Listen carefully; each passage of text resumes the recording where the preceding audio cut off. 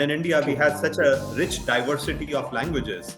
Yeah. So in fact, our team has been hard at work, right, trying to make sure that our models can understand over 100 Indian Mhm. languages, which means as part of your prompt, you can provide a 2-hour video to the model Okay. and say, hey, Okay. tell me, Based on this video. answer this question about this 2-hour Yeah. video. Yeah. And that video is not something that the model has ever seen before. That you're cutting years in drug discovery by using AI into computing things. How do you provide personalized learning to every Yeah. person, right, on the planet, every learner on the planet, and are able to respond to them, right, in a personalized manner and help them with their learning journey in a personalized manner.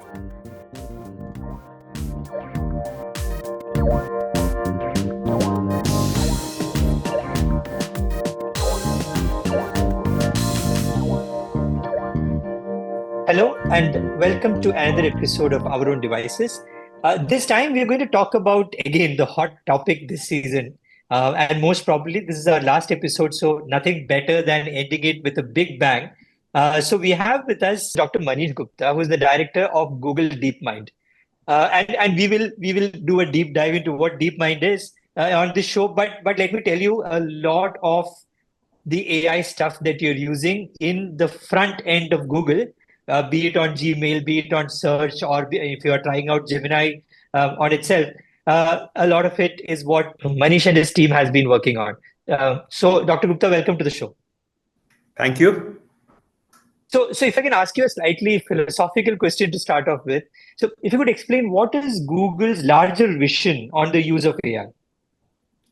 See, larger vision is, I mean, we see AI as a very transformative technology, which is going to pretty much not just transform every industry, it is going to transform every aspect of how the world Yeah, is run. So in fact, Google DeepMind was founded with that vision of, and it is part of our mission statement to build AI responsibly to benefit all of humanity. So we are largely driven by that vision. And of course, you have seen some of these glimpses, right? Like access to information and so on. But there are also work being done to accelerate scientific discovery, right? You yeah, may be aware of Google DeepMind's work on AlphaFold, the problem of protein folding that was yeah, effectively solved, yeah, where previously it used to take about a PhD, roughly 5 years, to uncover the structure of a single protein. yeah, And now there are AI-based that algorithm from AlphaFold. This is able to come up with the structure quite accurately, and they made the structure of all 200 million, roughly 200 million proteins known to mankind available freely. So yeah. think about a billion PhD years equivalent of research, right? That has been accelerated. Accelerated. And earlier this year, they also came out with this alpha proteo system model, which can help you synthesize proteins. Because when you're designing drugs, you need to design proteins such that they bind to specific kinds of proteins. So how do you synthesize uh, proteins, and other areas like weather forecasting and so on. So there's a lot of we see, even as we apply science and develop science further, right, to tackle some of the largest problems facing humanity, we see AI playing a very transformative role in all of that. When it comes to AI, Google has, in a way, many components, or should I say layers. How does DeepMind fit in it? Is it the core? Is it at the core of it? Is it at the base, or is it at a top of the pyramid kind of level? How do you look at these different layers? Because people have heard about Bard, are using Gemini now. So how does this fit into the picture?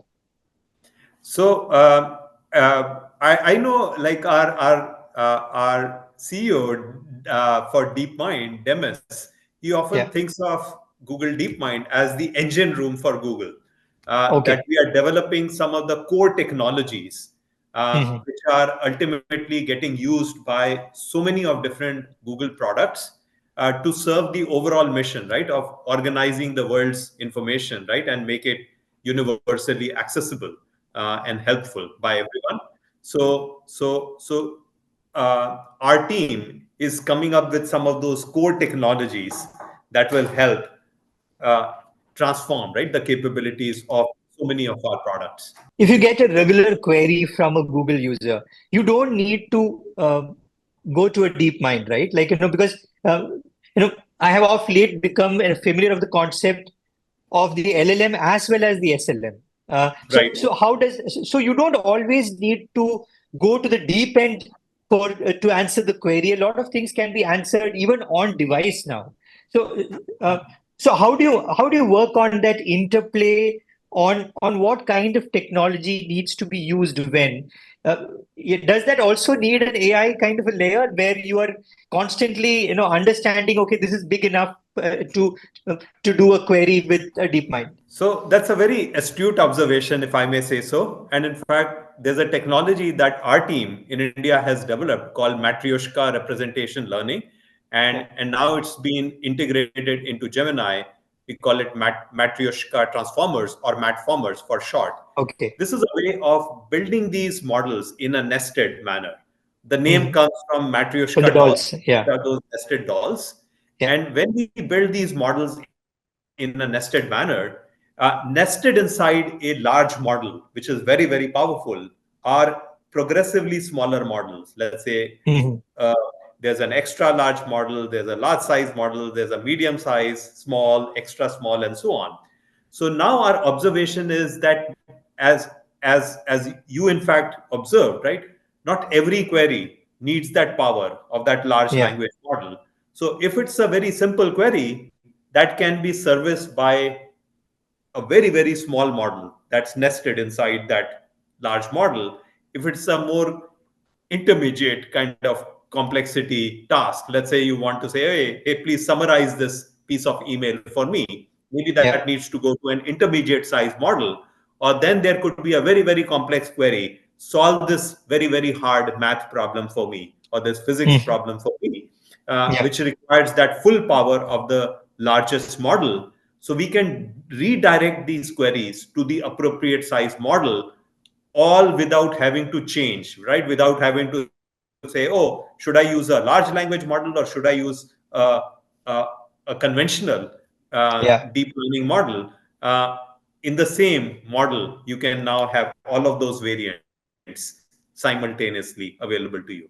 And even though a lot of things which we have been, so parts of what we think is AI has, we have been using it for quite some time, like your predictive text, for instance, Right. and we have been using it in different forms over many years.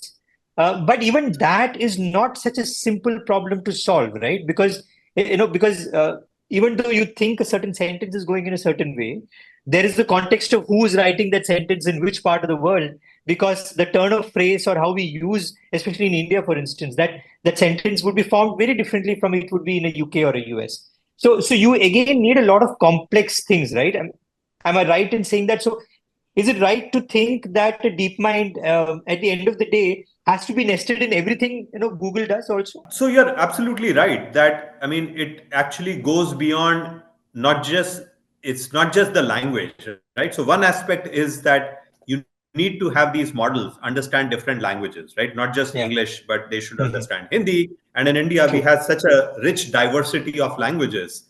Yeah. So in fact, our team has been hard at work, right, trying to make sure that our models can understand over 100 Indian languages. Hmm. Yeah. Because we're not just confining ourselves to the 22 scheduled languages, because we see there are 60 Indian languages that are spoken by over a million speakers each.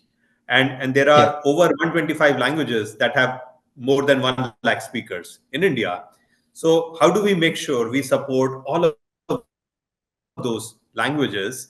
And it's a hard problem because, as you know, AI, again, models are built on data.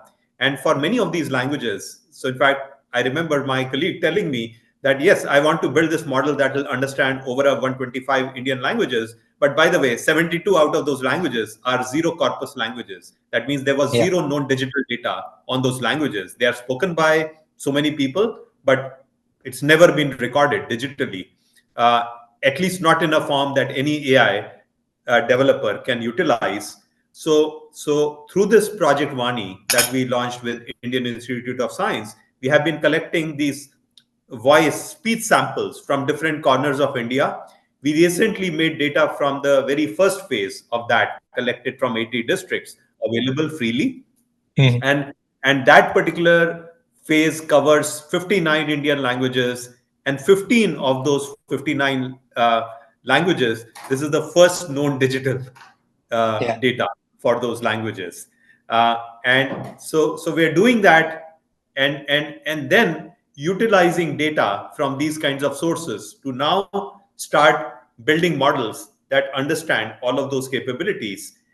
And one very interesting technology that our team developed is something called calm, which is a way to compose two models. uh, let's say you build a specialized model that understands Indian languages very well, but doesn't Okay. have the power of those Gemini or Gemma open Mhm. source models, right, that we have. So how do you automatically combine the power Okay. of these Okay. models, right, and bring them together? And not just for us. Let's say I have a startup that I'm partnering with, which has developed their own specialized model, let's say for financial domain, and they would Yeah. like to combine the power of that to combine their specialized model with the power of, let's say, Gemma model from Google. So we have open source again this calm technology that will allow this composition to happen. So that's one example of this interesting technology that we have developed. I like learning more about Indian languages, and that's why I'm asking you this because I tried an experiment because I saw a short video on somebody using a voice model and asking a question about, hey, can you talk to me in Jamaican slang? And it worked very well. So I tried the same thing with Malayalam. I'm a native Malayalam speaker, Right. so I tried in Malayalam. Then I went into a couple of different, uh, regional slangs. Now, I could get the sense that the model understands what I'm trying to say. It is trying to talk to me, and it is, let's say, 30% right. It's getting something factually wrong. It is using words with a slightly different context, or it's maybe mixing Tamil and Malayalam somewhere. So I have a feeling that it understands the core idea of the language, but when the complexities of a dialect or and again, which is not something which is available for it to learn from a digital backend, right? It has to. So, does it based on its core understanding of languages, which comes from, let's say, Malayalam itself has maybe a lot of digital data available from which it could understand, but the dialects need a lot more work. Now, does it need to, based on its learning, add layers of learning, especially when it talks about Indian languages where you have so many dialects also, and this entire thinking that like we like something like a Maithili is a full-fledged language, but it is also a dialect in a way. So how do you bring in that complexities, because those complexities might not be there in the languages on which originally the training happened. So do we have to restructure it completely for the Indian problem? No, so this is again the beauty of some of these now large language model technologies, that there's a lot of what we call transfer that Okay. happens of learning from one language Hmm. to another. Uh, so, in fact, what happened is that, I mean, when the model doesn't have any kind of data on a given language, then it is Yeah. really clueless about that Yeah. language. But Yes. as you begin to collect some data, and this is what I was referring to, right? Also with our calm technology, Yeah. that as you are able to compose that model that Yes. understands, now is beginning to understand, let's say Malayalam Hmm. and some of the dialects. Yeah. When you compose it with the capabilities of a model like Gemini or Gemma, which Hmm. which has again amazing amount of world knowledge, it is Yeah. able to solve all these hard math, physics problems, and so on. Now you're going to be able to start combining the power of these.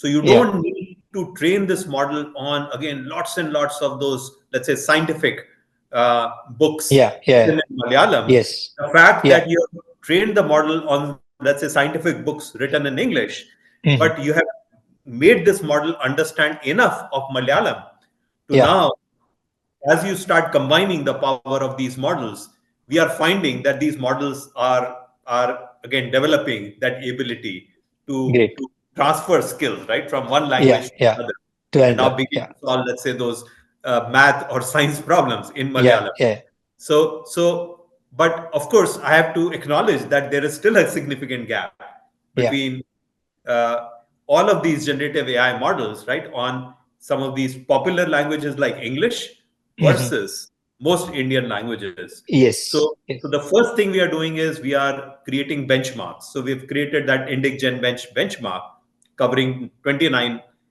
languages and we have measured again the effectiveness of various models on these different kinds of tasks. That, let's say, you ask a Yeah, question in Malayalam, the yeah. original content is only available in English, but the Hmm. system needs to respond in Malayalam True. to that Yeah, yeah, question. So how is it able to do that cross-lingual question answering or yeah, translation from one language to another and so on? So those kinds of tasks, and we have shown that yes, there is that very clear gap between these models' capabilities on English versus most Indian languages. And so the first path to progress, step in progress is first measuring, right, what that gap is. And we hope yeah. this will spur more investments, right, from all of the LLM providers to start improving the performance of these models on all of these languages. And True. certainly my team is very focused on closing that gap for our own models like Gemini and Gemma. And what is fascinating is that once you do it, you're also filling this huge digital gap that all the languages have had, right? You literally don't need to translate anything into that language because the knowledge itself has been provided in this new language, right? So one thing I do want to point out is that there is what our team has uncovered is that you need to go beyond just language understanding to also Yeah. cultural understanding. Yes, yes. Because The let's say when context. I'm responding to that user in Kerala, it's Yeah. not just I shouldn't just come up with the response in English and simply Hmm. translate that into Malayalam. Yeah. In many cases, I need to come up with the response rooted in the cultural context of that True. user, True. right? If, let's say, there is a question about Onam or some intricacies, Yeah. to Yeah. understand kind of what that culture is Yeah. before answering that question. So how do you develop better cultural understanding in these models is another very interesting Yeah. dimension that our Yeah. team has been looking at. So the other dimension is that it's going beyond language, right? Because it is also multimodal. It is what Yes. it can see, what it can hear, what it can feel maybe at some point. So how are you guys working on that? Yeah, so Google's models like Gemini, these are inherently multimodal.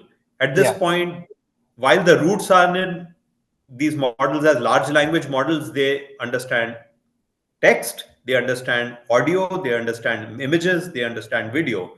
So today we have these amazing examples, very very powerful examples that and uh, in Gemini we have also announced this support for very large context windows, right? Of initially it was 1 million tokens, now it's already past 2 million tokens, which means as part of your prompt you can provide a 2-hour video to the model Okay. and say, hey, Okay. tell me, Based on this answer video. this question about this 2-hour Yeah. video. Yeah. And that video is not something that the model has ever seen before.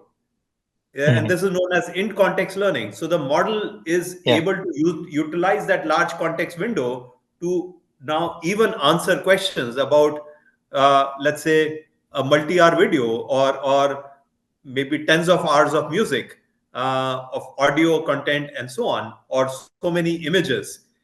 So these models, because of their native multimodal capabilities, they're able to process so many different kinds of data and respond. You mentioned how this may be used in healthcare. I know certain cases having spoken to companies, especially during the time we were coming out of COVID, where, for instance, in drug discovery, AI is such a big boon because it at least tells you the paths that you should not work on. And it helps you focus on areas where success rate is very high. So he was telling me, for instance, that you're cutting years in drug discovery by using AI into computing things. But given the power of DeepMind, do you have focus areas? Because there is so many things that you could work on, but are there focus areas where you think the impact could be the highest? Like, let's say healthcare in a country like India where there is a huge gap. So, are there focus areas for you guys? Yes, absolutely. So there is a lot of work which is done on foundational technologies. So Yeah, all of these models like Gemini and so on, with their multimodal capabilities, on top of which, right, you are able to then build effective solutions. Then there are teams that are taking problems like health, that are taking problems like learning, right? How do you provide personalized learning to every yeah, person, right, on the planet, every learner on the planet, and are able to respond to them, right, in a personalized manner, and help them with their learning journey in a personalized manner. So there is a fair amount of research happening, on those kinds of problems. And then of course we have a science unit which takes some of the very fundamental open problems in science. You mentioned okay, drug discovery, right? I mean, I yeah, talked about not just understanding the mechanism of protein folding and the structure of protein, yeah, but being able to even design synthetically new proteins that will yeah, bind to certain mhm, targets. Uh, Problems like weather forecasting, that we have now shown models like GraphCast, which yeah, uh, already previously we had models that for immediate forecasting, which is called nowcasting. Let's say, is it going to mhm, rain in the next 4 hours? yeah, Which yeah, were doing better than the traditional methods, because traditional methods won't even run in the amount of time for which yeah, we you have, see yeah, the prediction. But even for medium range weather forecasting, models like GraphCast are now achieving higher accuracy than some of the traditional physics based models, while running much faster, often over 100,000 times faster. Then there are areas like clean energy. Uh, there is work happening on how you can ultimately enable fusion to work as a source mm, of clean energy, where again we believe AI is going to make a huge difference in terms of the control of some of the plasma, uh, uh, uh, in being able to ultimately make these fusion reactors create more energy than they are consuming, right? Because that holy yeah, grail has not been reached yet. yeah, Today, all of those attempts to create energy using fusion, they end up spending more energy on fusion than what they then, get out of okay, fusion. But yeah. when you exceed that break-even point, there is hope that AI can enable many of these problems to be cracked. So as you pick up these focus area, is there also this consideration that, hey, to solve this problem, Gen AI or using LLMs might actually be a very expensive proposition. So are you also working on cheaper models to take on some of the smaller problems, or the problems where maybe, I don't want to use that phrase, but an ROI is not there, but you still need to solve it. Yeah, so as we were discussing earlier, rather than, because what we have seen is some of these Gen AI models, they are so much more powerful than specialized models that were Yeah, traditionally used, right, to build to solve specific problems. Because often we find that a single model is able to solve many of those problems that were previously using specialized model better than those specialized models. We are putting a lot of energy into developing these generative AI models. But then at the same time, as you rightly pointed out, you have to deal with the high energy consumption, high cost yeah, of serving these models. And that's where, again, a lot of research is being done, including in my team, to dramatically bring down the cost of serving these models. And you would have seen, again, already the cost at which these generative AI models are available to the user, it has fallen dramatically in the last, yes, like, 1.5 years, because of all of these techniques, right, through which we are able to achieve those efficiencies, and then pass on uh, some of those efficiencies, right, the benefits of those efficiencies to our users. And again, it's a very exciting area. There continues to be a lot of very exciting work happening, right, to further bring down the costs. yeah. So we are very focused on doing that. So, and actually, the last thing I want to ask you is that, like, Now, often we have seen when new technologies, and again, AI is not a new technology, but when a lot of cutting edge work is happening, it sort of tends to happen in certain bubbles. Like, you have a Google bubble, you have uh, the other bubbles of other companies. So, um, is there scope in collaborating? Is there scope in knowledge sharing so that we reach that in a sweet spot sooner rather than later? No, that's a great question. And I would say AI as a technology, I think we are blessed that there's been a remarkable kind of progress in open source. And many of these AI models, which the researchers present at leading Yeah, conferences, yeah. there is a lot of that pressure, right, to make these models available in Hmm. openly to the research community. So Google has been contributing for a very very long time, right? I mean, we have contributed frameworks like TensorFlow framework and so on, which have been used to pretty much democratize, right, the Yeah, use and development of AI based models, right, by the community at large. So we have a very rich history of contributing all of these technologies and open source frameworks. So Gemma has been kind of Google's contributions to the as an open AI model, which is very very powerful, which is available for uh, practitioners, researchers to conduct their own research, practitioners to build solutions on top of it. And again, a lot of the research that we do, we often make it freely available. We often publish that research. We often make a lot of the software that we develop, many of these libraries that we develop, freely available. I mentioned things like AlphaFold. Again, the structure of all of those yeah. proteins have been made freely available. Uh, some of the weather forecasting models, source code for some of these models is being made available to the community. So I think in AI, we have been again blessed with a lot of contributions from many many companies. Uh, of course, not every company contributes openly to it, regardless Yeah, of their true. name. But yes, we have uh, a rich history of contributing to open source and open technologies, so that everybody benefits. And all of us are already benefiting. And I'm sure everybody is using AI in one way or the other, even without realizing. And there are people who use it, very well to improve their life and work. Manish, thanks for being on the show. It was fascinating, and again, really good deep dive into DeepMind and understanding how AI is developing at the cutting edge. Thank you for having me. It was a pleasure and an honor. So you are listening to Our Own Devices. We'll be back again next season, taking a small break of a few weeks and with a lot more knowledge and a lot more great guests. Till then, goodbye.